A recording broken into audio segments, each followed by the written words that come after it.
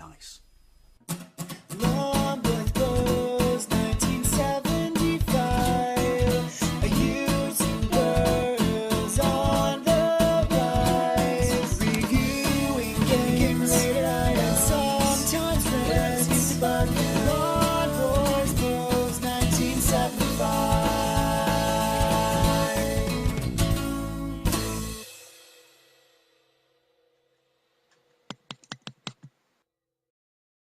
Hey YouTube, Lawn Boys. Hey, what happened to my voice? Hey YouTube, Lawn Boys Post 1975. This is something a little bit different, something a little bit random. And if it's random, then it's obviously a video response to my mate Pattimus. She is in my channel list, and I'll put a link to her channel in the doohickey down below. If you don't know who Pattimus is, really do yourself a favour, go and check out her channel, because it's a bucket full of awesome beans. But as I always say, because she's very dear to me, play nice. I will fight you. Couple of random tangents before I get into answering all 12 of her questions. I found my camo hat. This thing's been MIA for like 7 months, and light's really close and it's hurting my eyes. Yeah, and I lost it, and I don't know where it was, and I found it. I'm so happy. How sad is that my hat makes me happy? The moral of the story is, if you have a camo hat, make sure the last place you put it isn't green. Anyway, yeah, my 12 answers to Pattimus's questions. Right, some of these are a no-brainer and a given, and I have props. I hate saying it like that. The other ones I'm just going to do completely and utterly on the cuff, because I kind of find it fun, you know, and enjoyable when you just kind of do it on the off the cuff, if you will. I've written your questions down, Patti. I'm really going to screw up my eyes trying to read it in this light. They are in Dave's shorthand, because my handwriting's terrible and I couldn't fit it on the page otherwise, so they might, in essence, they're your questions.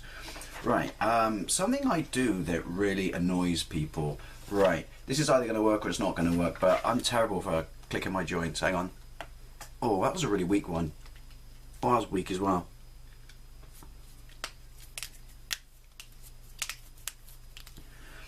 Normally I get so many more than that. I used to be able to crack my sternum by going like that and it would pop, but it stopped one day, so I guess I broke it. I don't know why I crack my joints. People will say you shouldn't crack your joints, but I say, when I was at primary school, Sean Bigger told me that if I didn't crack my joints, the air would build up and I would explode. And I've taken his advice ever since. Number 2, life's a horror movie. Who would you be against who you would actually be in real life, or who you actually are, I should say. Sorry, Patti, I butchered that. I'd like to think I'd be like Hicks in Aliens, you know, like suave, excellent hair, you know, trim and shaped, completely cool under fire, you know, nothing phases me, just completely like badass. But I'd probably be Hudson, you know, I'd probably talk a good A game before the shit hits the fan, but when the shit hits the fan, I'd probably shit my pants, fire all my rounds off into the air immediately and run away warbling like a little girl. 3, raincoat or umbrella? Raincoat. Yeah, raincoat. Simply because, right, well, if it's pissing down with rain and there's a storm and shit, wouldn't walking around with something made out of metal in your hand be kind of stupid for, like, lightning purposes? Your house is on fire. What do you save? Everything's safe, like, you know, valuable stuff like that, you know, pets, family, stuff like that. But what would be the one thing you would save? Now, this might surprise you, but my complete run of Amazing Spider-Man by Todd McFarlane. I couldn't. It would be crimes against humanity to let that go up in flames. Anything else? Systems, computers, retro consoles, modern systems, everything like that, that could all burn.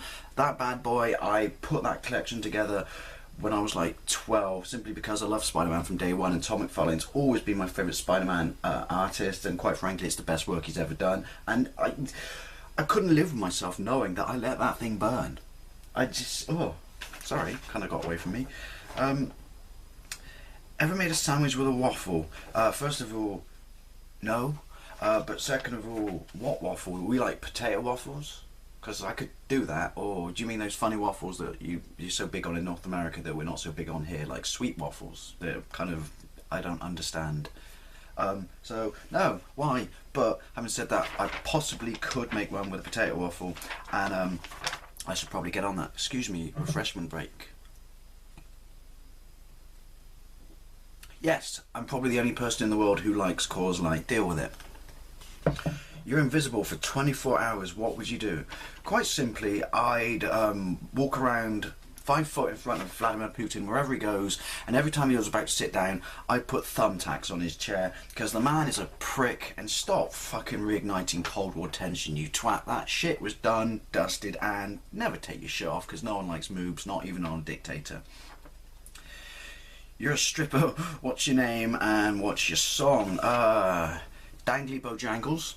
I have no idea why it just popped in there, and my song would be Asshole by Dennis Leary. Because hey, you're in the room already, so I'm pretty sure I could play whatever the fuck you want, because you're here to watch me and not listen to music.